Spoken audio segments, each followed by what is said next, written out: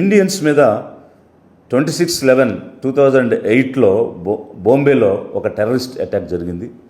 దాని తర్వాత అత్యంత క్రూరంగా deadliest and horrific attack April 22న ఈ సంవత్సరం జమ్మూ కాశ్మీర్లో ఉన్నటువంటి అనంతనాగ్ డిస్టిక్లో ఉన్నటువంటి పెహల్గాం బైసరం వ్యాలీలో జరగటం చూసాము. ఈ అత్యంత దారుణంగా మనుషుల్ని కిరాతకంగా చంపేయటం అనేటువంటిది, భారతీయుల్ని చంపేయటం అనేటువంటిది లిబరేషన్ కాంగ్రెస్ పార్టీ ఖండిస్తూ ఆ కుటుంబాలకు my deepest condolences I'm paying to the bereaved family members. మరి ఈ సంఘటన జరిగిన వెంటనే ఆల్ పార్టీ మీటింగ్ న్యూఢిల్లీలో జరిగింది. అది ఆశించదగినటువంటి అంశం. ఎందుకనంటే దేశ భద్రతకు ముప్పు వచ్చినప్పుడు రాజకీయ పార్టీలన్నీ కూర్చుని చర్చించి ఏం చేయాలనేటువంటి ఒక ఆలోచన చేయడం అనేటువంటిది ఎంతో మంచి ఆలోచన. అయితే అంత ముఖ్యమైనటువంటి సమావేశానికి ప్రధానమంత్రి హాజరు కాకపోవడం, ప్రజలు, నేను చెప్తున్న ప్రతి విషయాన్ని కూడా ప్రజలను ఆలోచించమని నేను కోరుతున్నాను. ఆ మీటింగ్లో అన్ని పార్టీలు కూడా రాజకీయాలకు ఇది సమయం కాదు, ప్రధానమంత్రి ఏ నిర్ణయం తీసుకున్నా పూర్తి స్థాయి మద్దతునిస్తామని చెప్పి ముక్త కంఠంతో ప్రకటించడం జరిగింది. లిబరేషన్ కాంగ్రెస్ పార్టీ మాకు ఎమ్మెల్యేలు ఎంపీలు లేకపోయినా కూడా ఒక రాజకీయ పార్టీగా ప్రజలకు అండదండగా ఉండాల్సి పార్టీగా, ప్రజల కోసం పనిచేసేటువంటి పార్టీగా ప్రధాని ఏ నిర్ణయం తీసుకుని ముందుకు వెళ్ళినా, ఉగ్రవాదాన్ని మట్టు పెట్టడానికి, తుడిచిపెట్టడానికి ఏ అడుగు వేసినా కూడా పూర్తి స్థాయి మద్దతునిస్తాం, ప్రధాని వెంట ఉంటామని లిబరేషన్ కాంగ్రెస్ పార్టీ ప్రకటన చేస్తూ ఉన్నది. మరి ఈ అటాక్ ఎక్కడ జరిగింది? కాశ్మీర్లో జరిగింది. కాశ్మీర్ అనేటువంటిది ఒక సుందరమైనటువంటి ప్రదేశం. ఇండియాలో ఉన్నటువంటి యూరోప్, కాశ్మీర్లో ఉన్నటువంటి ఈ బైసరన్ వ్యాలీ పెహల్గాం ఒక స్విట్జర్లాండ్ లాగా ఉంటుంది. దానికి మినీ స్విట్జర్లాండ్ అనేటువంటి పేరు కూడా ఉంది. నేను వ్యక్తిగతంగా కాశ్మీర్ వెళ్ళాను. ఐఏఎస్ ట్రైనింగ్లో భాగంగా, భారత్ దర్శన్లో భాగంగా కాశ్మీర్కి వెళ్ళినప్పుడు మేము తిరిగినటువంటి ప్రదేశాలకు మాకు ఎస్కాట్ ఉన్నది, పైలట్స్ ఉన్నారు, పూర్తి స్థాయి భద్రతతో తిరిగాం. కానీ వ్యక్తిగత హోదాలో కూడా ఫ్యామిలీతో కాశ్మీర్కి వెళ్ళడం జరిగింది. లే కానీ, లడఖ్లో ఉన్నటువంటి పాంగాంగ్సో లేక్ కానీ, నుబ్రా వ్యాలీ కానీ, గొంపాస్ బుద్ధిస్ట్ మానిస్టరీస్ కానీ, గుల్మార్గ్ కానీ, సోన్మార్గ్ కానీ, పెహల్గాం కానీ, దాల్ లేక్ కానీ, ఇవన్నీ కూడా ఎంతో సుందరమైనటువంటి ప్రదేశాలు.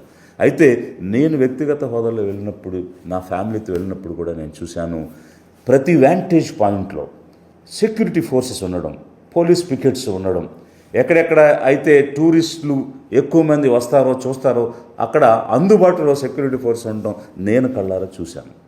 కానీ ఈరోజు M4 కార్బైన్స్తో, AK-47 గన్స్తో నిర్భేద్యంగా యథేచ్ఛగా వచ్చి మనుషులు నిలబెట్టి పేర్లు అడిగి ప్యాంట్లు ఓడదీయించి మీరెవరు, మీరు కలిమ రిసైడ్ చేయండి, వరుస చెప్పండి అని అడిగి మరీ చంపే అంత సమయం అక్కడ ఉండి, గంటకు పైగా టెర్రరిస్టులు అక్కడ ఉండి ఒక్కొక్కరిని ఇంటరాగేట్ చేసినట్టు, డిసెక్షన్ చేసినట్టు మాట్లాడి చంపే అంత సమయం అక్కడ జరుగుతూ ఉంటే పోలీస్ పికెట్స్ ఏమైంది, సెక్యూరిటీ ఫోర్స్ ఏమైంది, where is QRT, quick response team ఎక్కడికి పోయింది?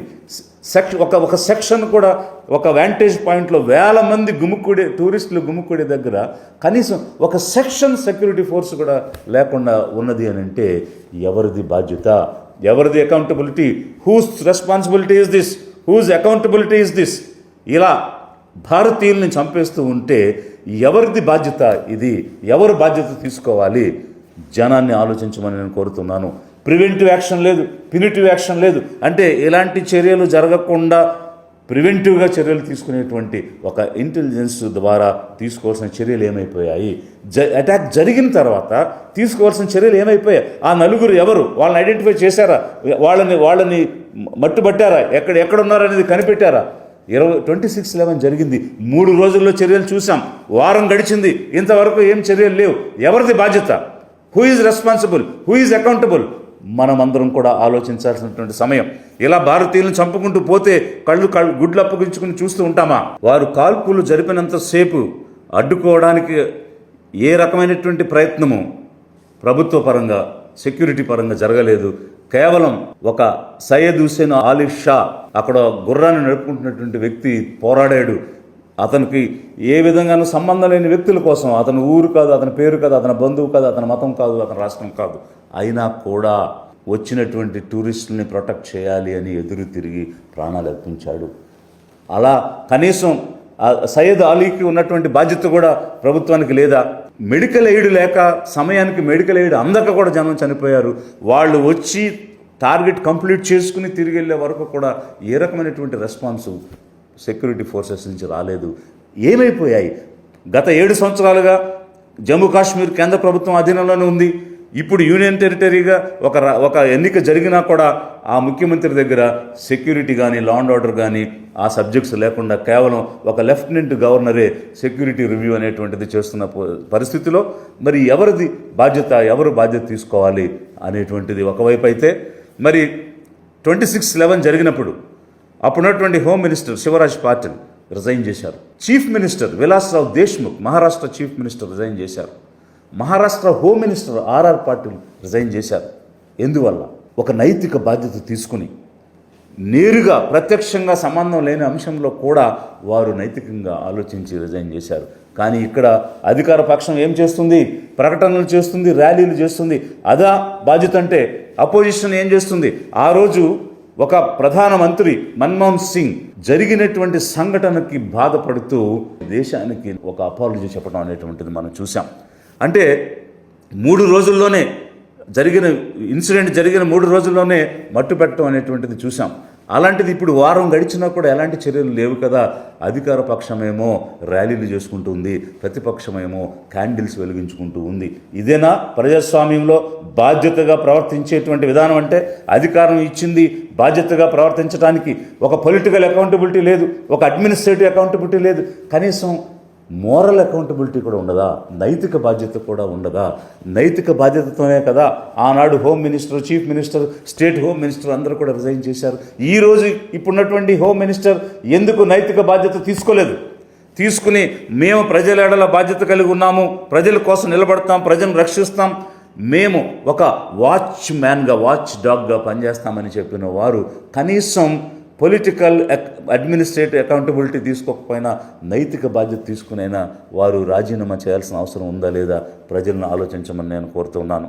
అయితే మరి ఆ రోజు కాంగ్రెస్ గవర్నమెంట్లో ఉంది, అప్పుడు ముఖ్యమంత్రిగా ఉన్నారు, గుజరాత్కు ముఖ్యమంత్రిగా ఉన్నారు ఇప్పుడున్నటువంటి ప్రధాని.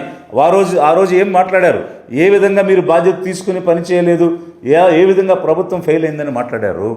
మరి ఈరోజు అత్యధికంగా హిందువులు చనిపోయారు ఈ అటాక్లో.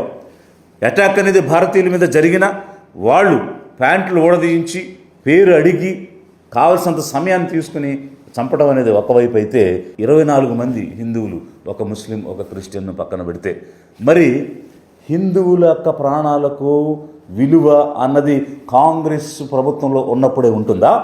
బీజేపీ ప్రభుత్వంలో ఉన్నప్పుడు ఉండదా? ఆర్ఎస్ఎస్ ఏం చేస్తుంది? విహెచ్పి ఏం చేస్తుంది? కల్చరల్ ఆర్గనైజేషన్ బజరంగ్ దళ్ ఏం చేస్తుంది? మా హిందువులు చనిపోయారు అనేటువంటిది వచ్చినటువంటి మీడియా కథనాల ప్రకారంగా మరి నీకు బాధ్యత లేదా అని ఆర్ఎస్ఎస్ ప్రభుత్వాన్ని ప్రశ్నించదా? విహెచ్పి బీజేపీ ప్రభుత్వాన్ని ప్రశ్నించదా? అంటే బీజేపీ ఉన్నప్పుడు హిందువులు చనిపోతే ఏం కాదా?